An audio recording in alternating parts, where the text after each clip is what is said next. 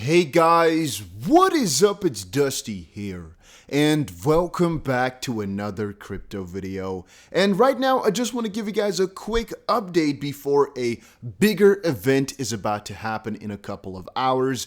As you probably have already heard on my channel, in a couple of hours from now, Ripple has to file a response. And I find this response so fascinating that I wanted to make a video before it actually happens, while also covering a couple of things that have happened in the lawsuit up till now. So when this update comes out, we can talk about things from that point out forward instead of recapping on the past every single time, right? So let's quickly cover everything that I want to talk about for today, and then hopefully a little bit later, somewhere today, update on whatever Ripple's posted, which I'll also explain to you guys right now in just a little second. All right. So first of all, Jeremy Hogan had some very interesting comments yesterday, right? There was a document which came out which reads, "Order from Judge Netburn on the two motions." Now, we covered the two motions in one of the videos, and I didn't read Jeremy Hogan's response to it yet. The SEC is going to be forced to admit there is nothing in any of these contracts that created an expectation of profits by purchasers of XRP. And that, ladies and gentlemen, is going to be a very big problem for the SEC. Also, most of Ripple's requests for admissions were stricken, but we expected that. Now, any typo, I'm putting my girls to sleep, a little bit distracted by cuteness. I think overall you feel pretty good if you are Ripple after reading these orders. And if you are the SEC lawyer, you're probably preparing some work on the weekend. So somebody asked, correct me if I'm wrong, but is the SEC now required to state whether ETH and Bitcoin are securities or not? And this specifically refers to a little while ago when Ripple was asking the SEC for literal communications about that. Like, what has the SEC decided about Bitcoin, Ether, and XRP? Like, what's going on? And people are wondering, if ETH is a security, why haven't they done anything about it? And if ETH isn't one, well, that means XRP is not either. So my own answer to this is, nah, the SEC isn't really forced to give over anything just quite yet, because right now we're fighting and I'm calling out we as if I'm Ripple, Ripple is fighting for a deliberative process privilege case, which is also kind of a part of what's going to be coming out later today. It's kind of an updated version on that, which I'll explain in just a second.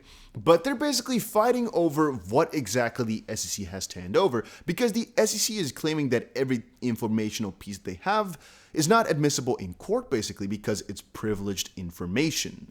And now, if Ether is security, why haven't they done anything about it? And if Ethereum isn't, does that mean XP isn't? Well, even if Ethereum is security, we don't really know because the SEC hasn't made anything public about it. They keep stating that some parts of the United States have said that Ethereum isn't a security, yet if it comes to Gary Gensler or some other officials in the SEC, Ethereum might actually be a security. Point being, it's a little bit difficult to say. And whatever happens to Ethereum does not mean there's a one-to-one connection with XRP, even though Ripple's lawyers will use it that way. Whatever has been decided for Ethereum doesn't have to be a one-set rule, basically. As long as we don't know every single factor that made Ethereum a non-security or a security, it's pretty hard to use any information for XRP. It's hard to relate it to each other if you don't know the full factors of what made something something, if you guys get my drift. Now, Jeremy Hogan had this to say. No, the judge is allowing them to stick to their story that the SEC hasn't made any decision that ETH or Bitcoin are or are not securities. Now, whether the judge ultimately believes this remains to be seen. And I partially agree with this, partially don't, in the sense that I do think that the deliberative process privilege issue that's being fought out right now, which we're going to see some update on later, is going to basically encompass some of the issues at hand. Now, guys, if you are following the Ripple v. SEC lawsuit closely, I really highly recommend you guys to subscribe to this channel. I think about 95% of you guys watching right now are already subscribed, but still, make sure you press that button if you haven't done it yet. And of course, make sure you press that like button if you are enjoying the swift updates. And I try to make everything as clear as possible to you guys because, man, I think we're going to make a ton of freaking money once this is settled. And I also want to keep you guys exactly up to date with what exactly is happening right now because I find it really interesting. You know, I like to learn more about the law in this sense. I like to know about what the SEC is up to and what Ripple is up to because it just shows you how freaking skewed and screwed up in some way this system really is. again, if you ask me. Now, defendant's request is granted. This was a little while ago.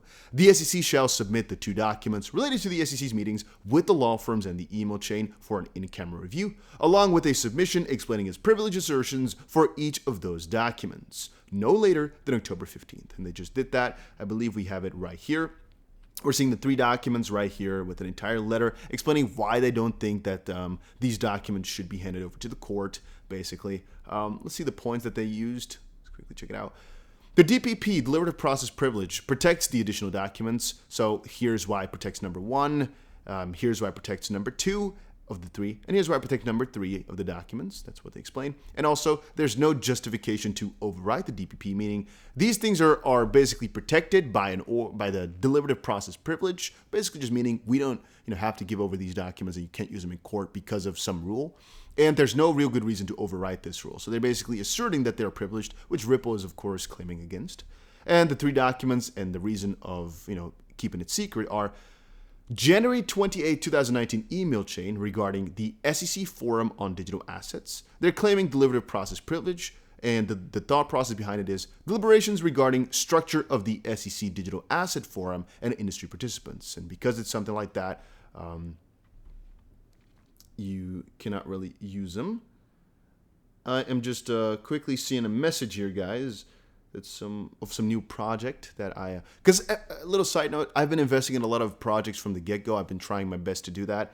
And whenever I get a message like that, I'm always hyped up instantly because I'm trying to invest in as many things as possible right now. And I try to share as many opportunities as I can with y'all, but it's pretty difficult because getting a spot so early in an investment is not easy, even for me. So to share it with you guys is even harder. So that's why every here and there I try to share some opportunities which I think might do well. And even though some of them really just turn out to be bad, sometimes it's worth it. So whenever I get a message, I have to focus 100% because sometimes, like I saw yesterday, you only have like 1 or 2 hours to respond, and that can mean, times 50 or times 60 on your money.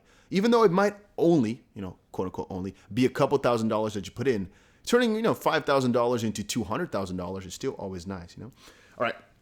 Document 2, October 25th, 2018, email chain regarding meeting between SEC staff and industry participants on digital assets. Deliberations regarding relevance of meeting about digital assets. And September 9, 2019, email chain regarding deliberations regarding distributed ledger technology firms, request for possible no action relief. And this one is the most, I guess everything here is actually very interesting to us because mostly Ripple wants to find out what exactly they used William Hinman's speech for in all of this, and if they basically used it to give advice, which is again number 3 right here, number C, additional document number 3. We shall see though. Let's quickly see what else we got here. Oh yeah, I've been updating myself like crazy, just reading through some prior lawsuit updates, I guess you want to call it as well. And I've been really stalking John Deaton a little bit for everything that he's been posting. This is one of the things which he just posted on his Twitter.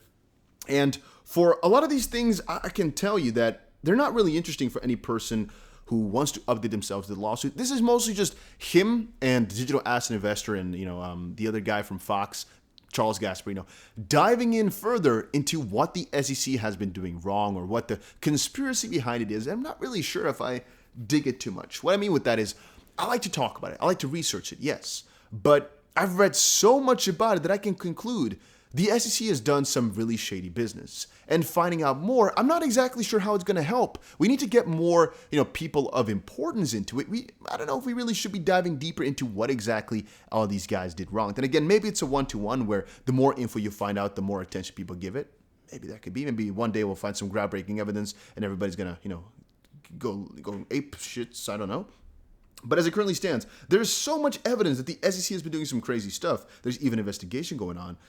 Whatever evidence we can find, how can we make this information basically useful to us and useful for the price in any way, shape, or form, or useful for the process or progress of cryptocurrency regulations? I'm just not too sure about that. I guess all it takes is just to get more media outlets to share about it, huh? So I guess the more often I share it, the more chance that some person of importance will pick up on it and start, questioning it as well. Or the more people that we get to it, the more important it will be. I mean, BitRue right now is joining the case as well, kind of helping out the 50,000 XP holders stand up to it. Maybe that will help. We shall see. John Deaton said, we actually have an anecdotal answer to the hypothetical I post in this thread asking what would happen to the token and network if Vitalik disappeared to the Bahamas. So in June 2017, a hoax was reported that Vitalik was killed in a car accident and ETH lost $4 billion in value almost instantly. in 1 year later. Bill Hinman gave Ether investors a regulatory free pass despite the network's dependence on Vitalik. And by the way, Bill Hinman collected $15 million from his law firm, a board member of the Enterprise Ethereum Alliance. And also, by the way, Hinman is now partner with those same Ether investors that he gave the regulatory free pass to. And that was a question before, and he asked in there, it's a long thread. It's a long thread.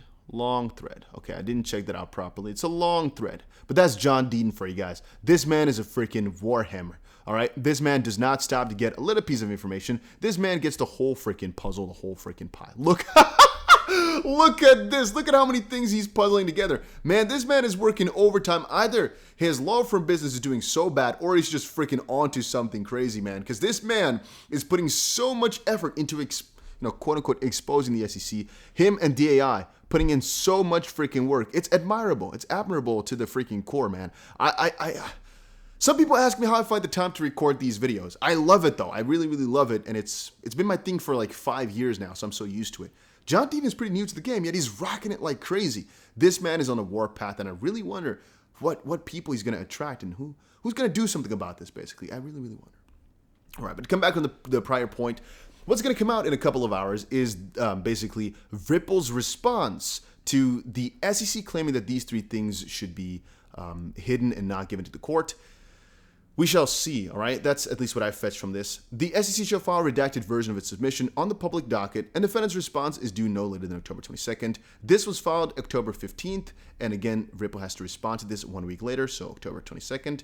We shall see today what is going to happen, and I'll update you guys maybe with a small live stream or so once this occurs, if my internet is working again, but we shall see. Thank you guys all so much for stopping by and saying hi. Make sure you subscribe to the channel, and I'll see you guys again in a video soon, all right? Video soon.